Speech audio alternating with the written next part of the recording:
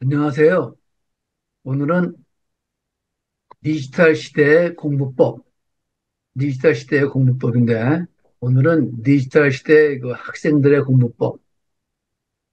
왜 내가 시니어 라이프에서 학생들의 공부법을 먼저 말씀드리냐 하면은, 시니어들도 학생들처럼 공부해야 될 필요가 있기 때문에, 먼저 학생들의 공부법을 말씀드리고, 그 다음에 시니어들의 공부법에 대해서 말씀드리겠습니다. 오른쪽에 있는 사진은 Rewiring Education. 리와이어링이라는 건 그 배선을 다시 한다는 얘기란 말이에요. 공부는 뇌회로를 다시 재배치해야 된다. 그래서 리와이어링 에듀케이션을 해가지고 미국에서는 굉장히 유명한 책입니다. 이 책이 나온 거는 한 2019년에 나왔으니까는 한 4년 됐는데 전 미국에서 들썩들썩 할 것만큼 굉장히 유명했던 책입니다. 우리나라에도 물론 번역이 되어 있죠. 우리나라에는 다른 이름으로 물론 번역이 되어 있습니다.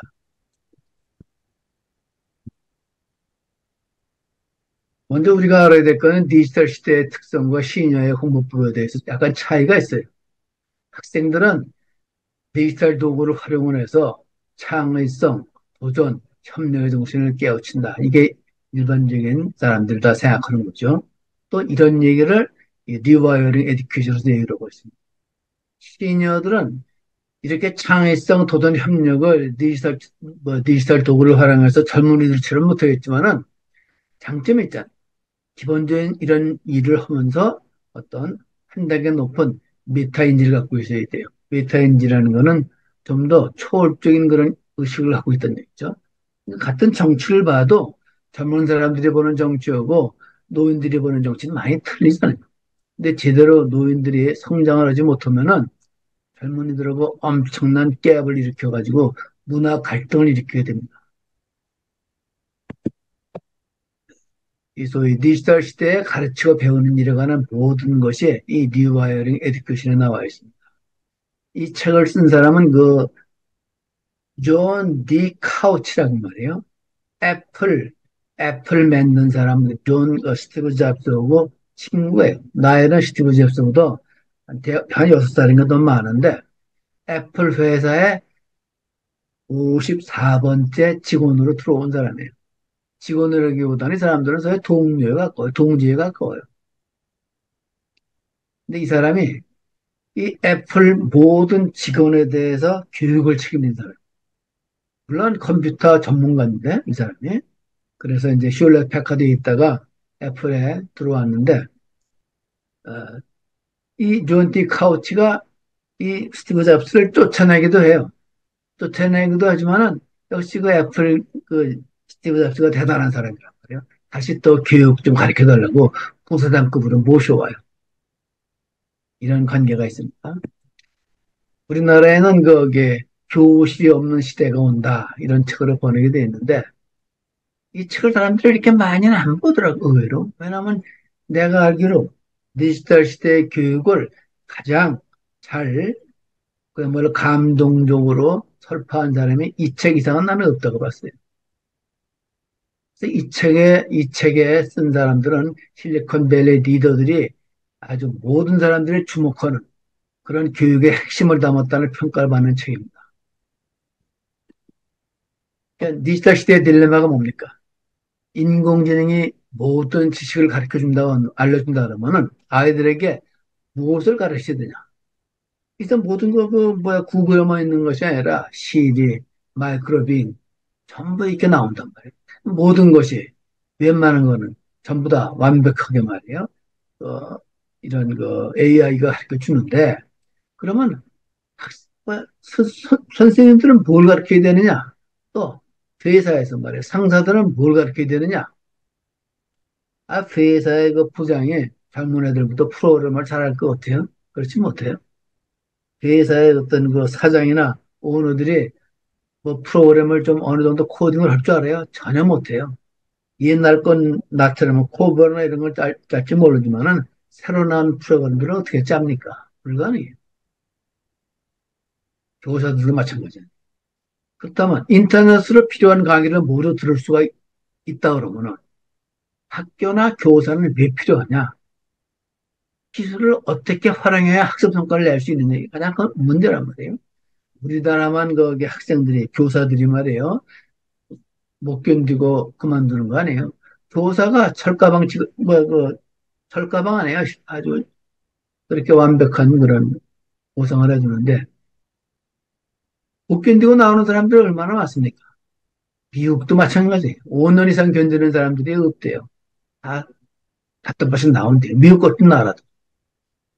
그래서 이런 존 디 카우치 같은 사람들이 필요한 겁니다. 존 디 카우치는 아까도 말했지만 애플의 수석 고문입니다. 교육 담당 부사장으로 있어요.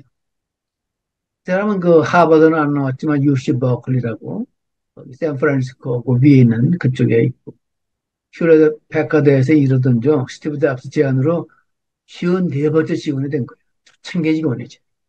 그리고 애플의 교육을 디지털 시대로 이끄는 가업을 맡았다. 그러니까 애플이 오늘날도 이렇게 위대하게 된 거는 오늘도 전 세계의 그 가장 위대한 기업이 하나 아닙니까?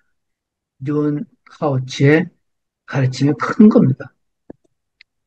존 디 카우치는 말이에요. 이 사진을 보시면은 왼쪽에 그 왼쪽에 있는 사람이 거기 스티브 잡스예요.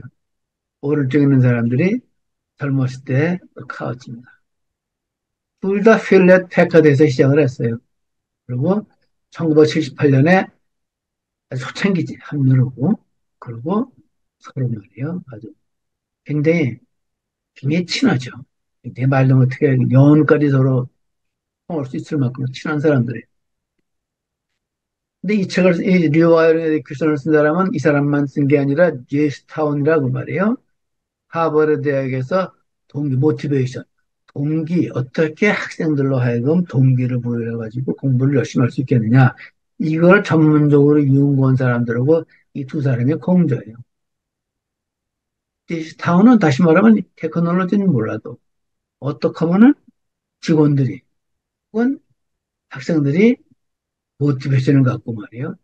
교육을 할 수 있느냐. 여기에 대한 전문가입니다. 이 둘이 썼어요. 그래서 이 책에서 맨 처음에 나온 거 이런 거예요. 새로운 교육 현장에 대한 얘기가 나옵니다. 그리고 새로운 교육 현장의 문제로 어제 가르친 그대로 오늘도 가르치려는 것이 아이들의 내일을 빼는 짓이다. 이게 존 듀이라는 유명한 교육학자가 얘기를 했는데 학생들이 학생들은 오늘 사는데 교사들은 옛날에 배운 거 아니에요. 옛날에 배운 그대로 오늘을 가르치려고 그러는데 그중에서 일부는 물론 맞는 게 있겠죠. 맞는 게 있는데 이 디지털 시대에 교는 그런 걸 전혀 모르는 거예요. 디지털 시대가 되면서 모든 게 바뀌잖아요. 여기에 대해서 20년, 30년 전 교수들이 어떻게 알겠어요? 그러니까 이 차이를 이미 존 듀이는 깨달았는데 존 듀이도 디지털 시대의 인물은 아니거든. 지금은 더 심각해진 겁니다. 그러면 오늘날 교육의 가장 큰 문제가 뭐냐? 존 듀이가 말한 게 똑같아요. 이 책에서 나온 말인데 시대에 뒤처진 교사가 디지털 이전의 언어를 갖고 거의 완전한 디지털 언어를 사용하는 아이들을 가리키라 한다. 우리 멤버 중에 김승현 님이 디지털 도구를 이용을 해가지고 AI를 이용을 해서 그런 교육 그런 거 꿀을 만들었잖아요. 이런 사람들을 어떻게 나 같은 사람이 쉽게 이해할 수 있느냐 이런 거예요. 나는 적어도 디지털 지니어라고 어느 정도 잡아오는 사람인데도 사실은 김승현 씨가 하는 그런 거를 잘 몰라요. 나한테 가르치려면 배우긴 배우겠지만 아마 나는 안 할 거예요. 그 차이를 내가 교사가 알고 있어야 한다는 얘기예요. 그래서 이 시대의 문제는 이미 교실이 없는 학습이 뉴 노멀이 되어가고 있다. 근데 코로나19로 인해서 거의 상당한 학교, 교실 모든 게 바뀌고 있다. 그렇다면 디지털 기술이 가져다 준 교육의 새로운 공식이 뭐냐? 옛날에 내가 가끔 강의를 했던 유발 하라리인데 유발 하라리도 코로나19 이후에 가장 큰 변화로 온라인 강의 일상화를 꼽았습니다. 이 사람 자신도 이런 온라인으로 강의를 하고 있어요. 여기 이스라엘 대학에서. 근데 이미 애플, 구글, 마이크로소프트 등 글로벌 테크놀로지 기업들은 몇 년 전부터 학교가 이렇게 바뀌고 있다는 걸 알고 여기에 대한 시장을 개척한 거예요. 오늘 우리가 강의하는 이 줌도 마찬가지로 이 시대의 청아 아닙니까? 내가 샌프란시스코에서 줌 회사를 가보려고 그러는데 아직 그때 노는 나라에서 못 갔는데 그러면 디지털 시대의 그 특징, 디지털 시대의 그 학생들을 가르치려고 하면 디지털 시대 공부의 특질을 알아야 될 거 아니에요. 이거 한 세 가지를 먼저 말씀드리겠습니다. 제일 먼저는 이 리와이어링 에듀케이션에서 얘기하는 제일 중요한 거는 창의성을 뽑았어요. 교육은 더 이상 지식 전달에 주력할 것이 아니라 새로운 길을 가야 돼요. 새로운 길을 택해서 인간 잠재력, 학생의 잠재력을 발산하게 해야 된다. 이게 그 마리아 폰테스크라는 유명한 거. 이 사람은 유명한 독일 유럽에서 유명한 그 교육학자죠. 이 사람이 이런 얘기를 하는데 이 디지털 시대에는 새로운 길이 열린 거예요. 이 길을 가야 돼요. 물론 원시의 길도 가야 돼. 원시라기보다는 오리지널한 길도 가야 되겠지만 다시 말해 우리나라 같으면 최규 선생이 가르치는 공부법이 있잖아요. 다시 말해 왕을 가르칠 때 성악십도라는 어떤 그런 형품을 만들어서 왕한테 바쳤잖아요. 그런 식으로 옛날의 교육법이 있는데 이 시대를 그렇게 가르칠 수는 없잖아요. 이 시대에 맞게 창의성을 발휘하게 만들어야 돼요. 왜냐하면 옛날에는 별로 시대가 변하지 않았지만 요즘은 1년이 지나면 엄청나게 바뀌는 시대란 말이에요. 이 시대의 특성은 크리에이티비티. 젊은이건 노인이건 다 창의성이 있어야 돼요. 그래서 창의성이 제일 중요한 특징이다. 그렇다면 원격 교육 시대, 우리처럼 강의라도 이렇게 줌으로 강의하는 시대에 어? 우리가 해야 될 건 뭐냐? 이 소위 그 존디 카우치가 이 책에 쓴 거는 애플 교육 담당 부사장으로 수십 년간 기술과 교육본의 최전선에서 있으면서 놓쳐서는 안 될 가장 중요한 질문이 뭐냐? 그거는 눈앞에 없는 아이들을, 눈앞에 없는 학생들을, 눈앞에 없는 직원들을 어떻게 수업에, 교육에 참여시킬 수 있을까? 이게 핵심이에요. 내가 생각해봐도 그래요. 지금 우리 그 옛날에 그 전에 그 코비드 19 한참 할 때 우리 손주들 공부하는 거 보면은 이게 전부 다 이 좀 뭐 원격 교육을 하잖아요. 선생님이 상당히 애를 먹고 있더라. 참 잘해요. 우리 선생님 잘한다고 생각을 했는데 아이들이 얼마나 집중을 하는 것에 대해서는 저는 좀 걱정을 하긴 했는데 이미 몇십 년 전부터 이 존디 카우치는 이 생각을 하고 있었던 거예요. 그러면 온라인 학습은 언제 어디서나 접근할 수 있는 장점이 있단 말이에요. 오늘도 우리 저기 그최 사장님은 공원에서 강의를 듣고 있단 말이에요. 강의라기보다는 이 꽃세미나에 참석하고 있단 말이에요. 그러니까 교사가 수업 참여를 독려하는 데는 한계가 있어요. 그렇기 때문에 재미없으면 안 듣습니다. 중요하다가 없으면 안 들어요. 따라서 학생의 배움이 어려움을 겪는다 그러면은 대개 학습 능력이 떨어져서가 아니라 이게 배울 만한 가치가 있는지 없는지 납득을 못하면은 안 들어요. 즉, 무엇을 배우느냐보다 왜 배우느냐. 다시 말하면 내가 이걸 풀어서 가치가 있느냐. 그걸 느끼게 해주는 게 제일 중요하다. 그게 모티베이션, 동기부여가 중요하다. 그래서 존 카우치가 동기부여의 네 가지 비결을 이미 우리가 다 알고 있는 거예요. 학습자에게 선택권을 줘야 된다. 그리고 이 시대에 맞는 예를 들어서 이 시대에 맞게 현실성 있게 얘기를 해줘야 된다. 그리고 이 시대는 수많은 실패를 할 수밖에 없어요. 갑자기 만약에 바뀌고 그러니까. 실패를 인정하고 장려해주는 거예요. 그런 교육이 돼야 된다. 그리고 제일 중요한 거는 열정적으로 끈기를 갖고 해줘야 돼. 그래서 교육자와 부모들의 역할은 아이가 잘하는 거, 그리고 배우고 싶어 하는 걸 알아내야 돼요.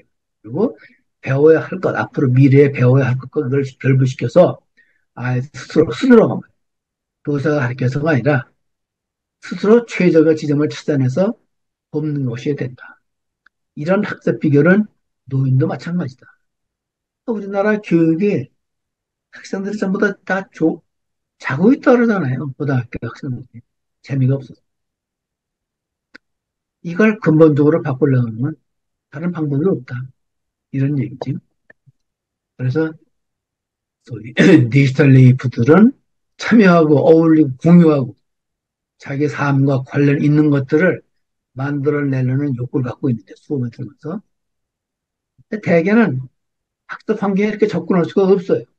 그래서 이런 학습 공간을 만들어줘야 된다. 예를 들어서 어떤 프로젝트 기반 학습이 프로젝트가 학생들에게 하는 거는 그냥 옛날처럼 가르칠 게 아니라 유튜브 동영상을 스스로 찾게 해서 슬라이드 발표물로 서로 공유를 하게 하고 이런 식으로 강의시키는 게 어떨까? 이미 옛날에 이런 얘기를 했던 거고. 이 애플의 스티브 워즈니악이라는 또 스티브 워즈니악은 이 사람은 유명한 교육가인데 이 사람이 어, 한 말이 있어요. 지식은 동기부여보다 중요하지 않다. 내 지식보다 더 중요한 건 동기부여라는 거예요. 그러니까 선생이 더 많이 안다고 생각하면 안 되죠. 구글에 다 들어있잖아요. 마이크로소프트 빙에 다 들어있단 말이에요. 그러니까는 지식 갖고 있는 거니 헐라 그러지 말고 아까 얘기한 거 소위 이런 거예요. 학습자에게 선택권 주고 현실성 있게 교육을 시키고 실패 인정해주고 끊임없이 해주고 가르치는 거 이거예요. 지식보다 더 중요한 게 창의적으로 교육을 듣는 거다. 나도 이런 말을 하지만 반성 많이 하고 있죠. 내가 과연 창의적으로 교육을 시키느냐. 거기에 대해서는 내가 저도 반성을 많이 합니다. 그래서 옛날에 내가 강의를 많이 했지만 인기가 없었던 게 저렇게 잘 못했던 것 같아요. 옛날에 내가 이 정신을 알았으면은 좀 더 강의를 재밌게 했을 텐데요. 두 번째, 리와이어링 에듀케이션. 교육을, 이 뇌회로를 다시 바꾸는 거는 도전 정신이다. 소위 교육은 더 이상 지식 전달에 주력할 게 아니라 새로운 길을, 이미 새로운 길이 열리고 있단 말이에요. 새로운 길을 택해서 인간 잠재력을 발산하게 해야 되는 이런 도전 정신을 발휘해. 그래서 아까 말씀드린 대로 프로젝트 기반 학습을 한 단계 발전시켜서 도전 기반 학습을 시켜라. 예를 들면 어, 우리 학생들에게 비디오 로그죠. 브이로그를 함께 만들어서 거기에 또 디지털 지속도를 이용을 해서 줄을 달게요. 우리가 줌도 마찬가지 아니에요. 줄을 달 수 있단 말이에요. 내가 얘기에 대해서 얼마든지 그 의견을 줄 수 있잖아요.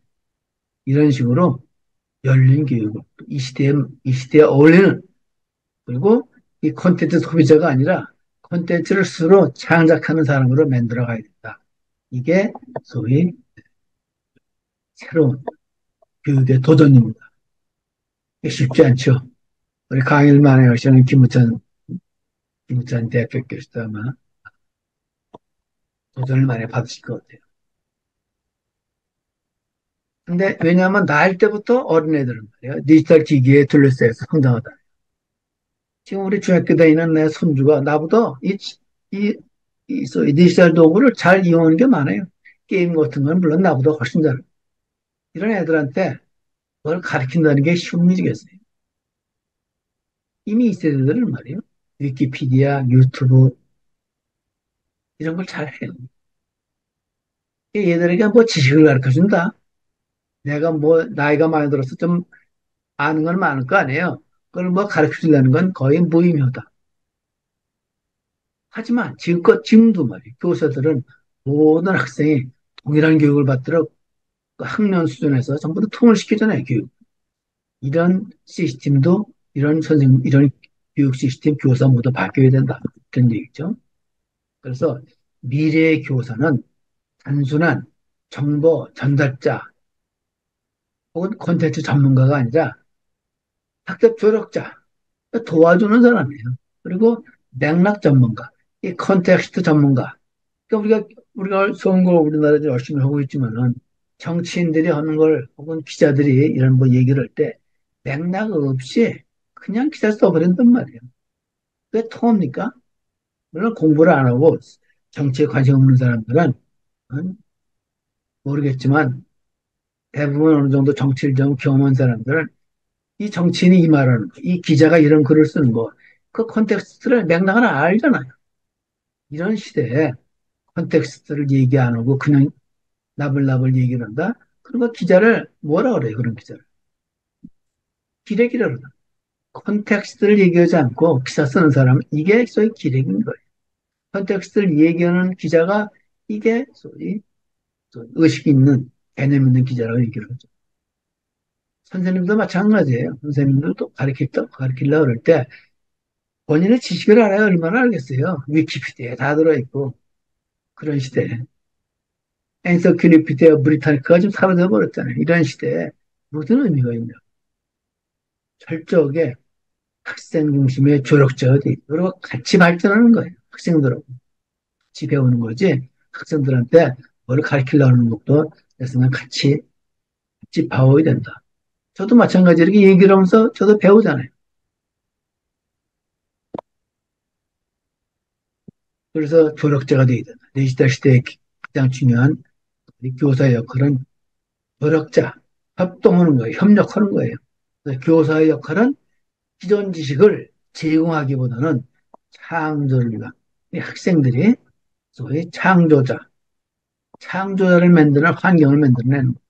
이제 모두가 창조자가 될 수 있어요. 인터넷에 들어가면 그 브이로그가 얼마나 인기가 있습니까? 숏 프로그램이 얼마나 인기가 있어요. 그렇다 그러면은 다시 한번 질문을 던지는 거예요. 테크놀로지는 교사를 대체할 수 있을까? 나는 대체할 수 없다고 봐요. 교사는 필요해요. 모티베이션을 줄 수 있고, 조력을 할 수 있고, 격려를 해줄 수 있고, 이런 교사는 필요한 거예요. 이게 교사의 역할이라는 거는 학생의 타고난 재능을 발견하도록 돕는 것이야 하고, 정보 전달자가 아니라 학습 조력자로 옮겨가야 된다. 전통적으로서 이 일을 못 하잖아요. 그러니까 누가 강의를 할 때도 마찬가지예요. 내가 뭐 많이 아는 거, 그 얘기하는 거 없다. 옛날엔 내가 많이 아는 걸 떠들었던 거. 내가 남들보다 먼저 유발하래 제일 열심히 봤다. 호모데우스도 먼저 봤어. 그게 큰 의미가 있는 게 아니에요. 그걸 어떻게 잘 전달해 주냐. 학생들 스스로가 호모데우스가 주장하는 바가 뭐냐. 이거를 스스로 깨닫게 해줘야지. 그거 못하면 의미 없는 거란 얘기. 그렇지 못한 강사들은 되게 재미로, 입담으로 말이에요. 그냥 유머를 심어주고 이러면서 입담으로 하려고 그러는데, 그것도 쓸데없는 거예요. 왜 입담 돈으로 갔습니까? 코미디들 프로그램을 듣지. 그러니까는, 또, 또, 일론 머스크, 스티브 워즈니악, 이런 그 기술의 최전선에 있는 리더들은 창의성, 협력, 도전을 중시하고, 그것을 잘 발휘하는 인재들이 얼마나 놀라운 성과를 만들어냈는지 직접 목격하는 거예요. 그러니까 스티브 잡스가 존 디 카우치 같은 사람을 불러다가 제가 심지어 쫓아내기도 한 사람인데 불러다가 우리 회사에 우리 회사의 미래를 맡아줘. 회사의 미래라는 게 직원들 교육시키는 거 아니에요. 나이가 심지어 스티브 잡스보다 이 카우치가 6살이 더 많아요. 근데도 둘은 서로 친구처럼 말이에요. 잘 협력을 해서 애플을 오늘날 있게 발전시켜 온 겁니다. 다시 한번 디지털 시대의 공부와 삶이라는 건 교사 부모는 전문 지식을 잘 아는 컨텐츠 전문가, 지식 전문가, 이거 필요 없다. 디지털 네이티브 속으로 들어가라. 그러니까 아이들 세계 속으로 들어가라. 아이들이 아이패드를 잘 쓸 수 있게끔 말이에요. 서로 어? 그런 공부를 아이패드를 어떻게 아이들이 나쁜 데 빠지지 않고 좋은 데 쓰느냐 그런 걸 연구해야 되는 거예요. 그런 거를 그리고 어떤 거는 컨텍스트 전문가가 되야 된다. 그래서 학생들은 이 시대와 상황에 빠르게 변화해서 우리의 목표와 초점을 끊임없이 미래에 맞춰야 된다. 근데 참 이게 노인들한테 쉬운 게 아니에요. 정말 이 노인들한테 쉽지 않습니다. 그래서 노인들이라도 끊임없이 존디 카우치도 그건 내 또래예요. 1949년생이니까 내 또래 나보다 한두 살 어리지. 끊임없이 공부하는 사람 이런 책을 쓰고 그러잖아. 왜냐하면 목표와 초점을 곧 다가올 미래에 맞춰도 공부시키니까 그런 책을 쓰는 겁니다. 자, 마무리를 하겠습니다. 디지털 시대의 교육은 지식 전달이 아니라 아이가 새로운 길을 택해서 자기 잠재력을 발휘하게 하는 일이다. 이게 리에소의 존 니카우치의 정신입니다. 오른쪽에 있는 사진은 아, 중동이나 아프리카는 그런데 막막한 어? 소위 시대가 세상이 어떻게 변할지도 모르고 막막하게 살아가는 사람들이 얼마나 많습니까? 그런데 어떤 어떤 사람들은 좋은 나라 태어나가지고 첨단을 갖고 있단 말이에요. 그런 사람들은 음, 이런 소위 그 지구 시민들을 생각을 해야 돼요. 내가 나 혼자 잘나가지고 소위 미래의 첨단을 걷는 길만 갈 게 아니라 같이 가야 되거든. 그래서 소위 디지털 시대 디지털 시티즌이라고 그러면은 디지털 시티즌이라고 할 수 있으려면은 디지털 시대에 소위 새로운 길이라는 거는 함께 가야 된다. 이게 환경을 살리는 길이고 또 미래가 인간다운 길을 갈 수 있고 테크놀로지의 인간화, 테크놀로지를 인간화시킬 수 있다. 이런 강의로 오늘 제 발표를 마칩니다.